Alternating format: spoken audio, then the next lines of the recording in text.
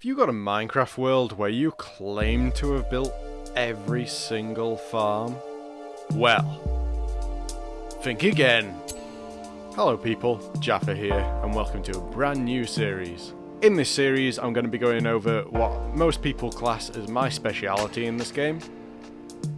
Pointless farms. I wasn't entirely sure where to start off, but with the tragic passing of Kevin Conroy, I thought I'll pay tribute and make a bat farm. Okay, a few things to know about building a bat farm. First of all, it needs to be built below Y level 62, and a good way to go about this is below water level. Next thing to know, bats can only spawn in light level 3 or lower, so using the mini hood mod, I can check the light levels around me, and we want 3 or lower. Okay, so I'm going to build a nice simple farm using nice polished deep slate. Okay, so I've put together a little basic room.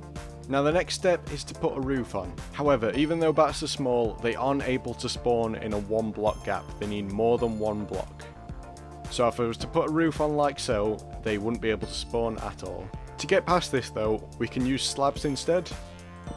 Okay, so we've got a roof on. It's a little cramped, but you can squeeze in by crouching. However, there's still too much light getting in. This is because of the door. However, I do recommend when you build this farm to build it underground in a cave.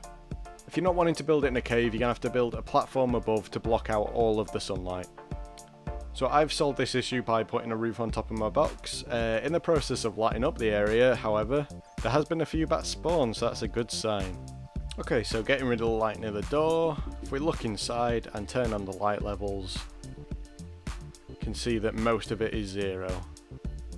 If you haven't got the mod for this, you can use F3 and you can see client light, 0 for sky and 0 for block as you walk around. That's one way of checking it.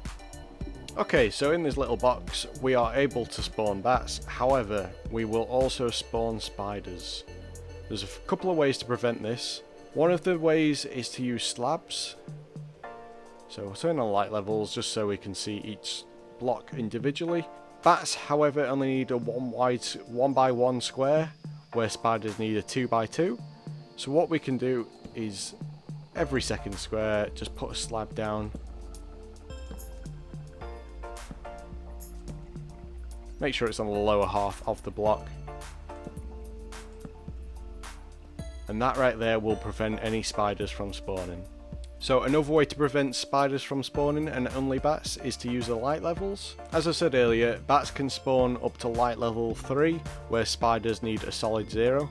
So one thing you can do to light up the area just enough is to use a little bit of glow lichen. So it all depends on your setup, but I've just placed 2 bits in the corner.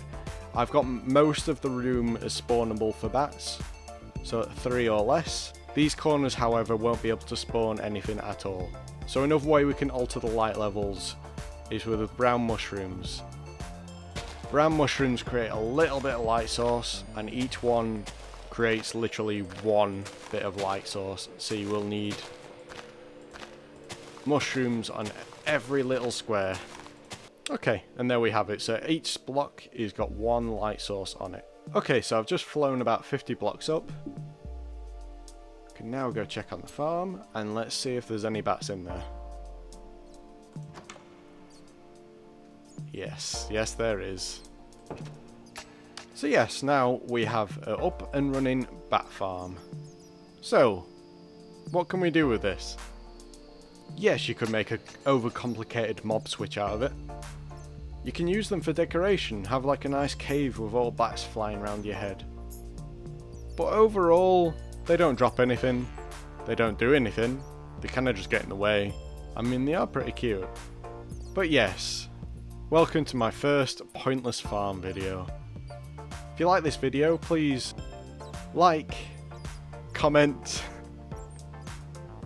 and subscribe. See you when I see you.